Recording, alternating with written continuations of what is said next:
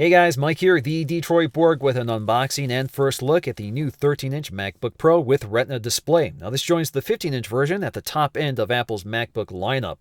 So this includes a standard solid-state drive, a thinner and lighter design.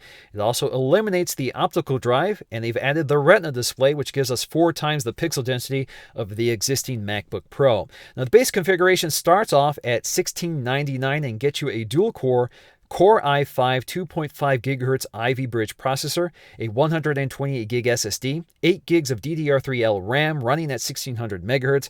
Also standard is an Intel HD Graphics 4000 integrated GPU. Now the standout feature, of course, is the Retina Display with a resolution of 2560 by 1600, which is good for 227 ppi, which is even better than the 220 ppi on the 15-inch MacBook Pro.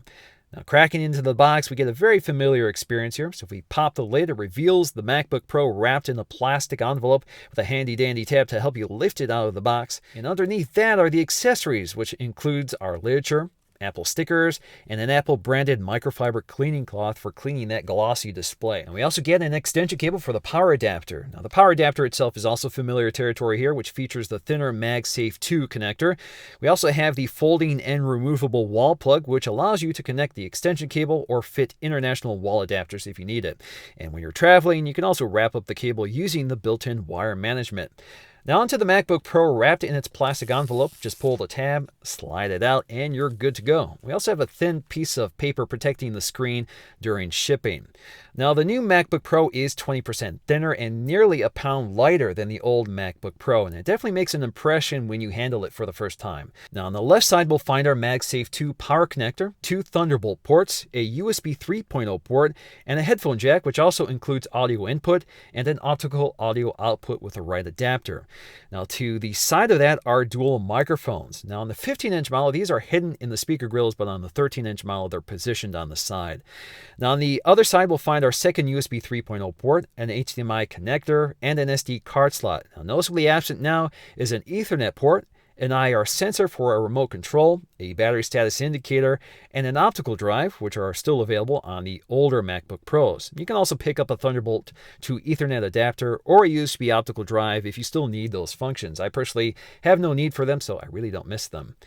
Now on the bottom, we'll find a single panel held on with some pentalobular screws, and like the 15-inch model, this is not really meant to be user upgradable. The RAM is soldered to the motherboard, and many of the battery cells are glued to the chassis. So if you want more RAM, you better order it when you pick up your MacBook Pro. Now on either side of the lower body, we'll find ventilation, which also acts as structural members to increase strength.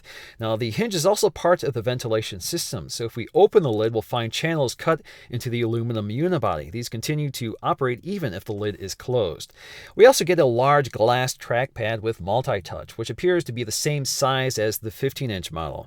The backlit keyboard is also borrowed from the 15-inch model, and at the top we'll find our function keys such as the screen and keyboard lighting controls, OS X function keys like mission control and launcher, media and volume controls, and the power button, which is now integrated into the keyboard instead of being a dedicated button on the body like it used to be. Now the speakers are located behind the keyboard instead of on either side of it like on the 15-inch model.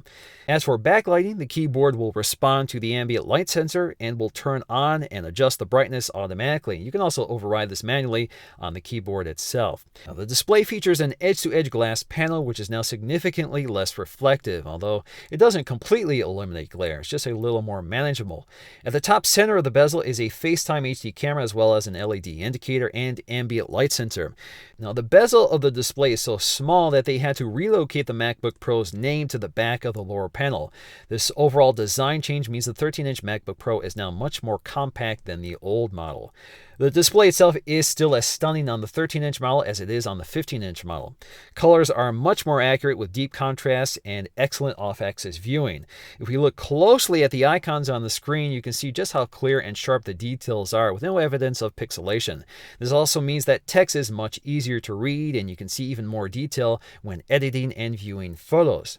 Now overall, I'm pretty impressed by the 13-inch model, but I'm a little disappointed by some of the specs. It doesn't have a dedicated GPU, it doesn't have an available quad-core processor, and it has a standard 128 gig SSD, which I think is a little too small. I recommend upgrading to the 256 gig SSD, which brings pricing up to $2,000, $300 shy of the much more powerful 15-inch model. But the 13-inch model is much more portable, more compact, and the base configuration is still $600 cheaper, so it's going to be a better option for a lot of people who really want that Retina display.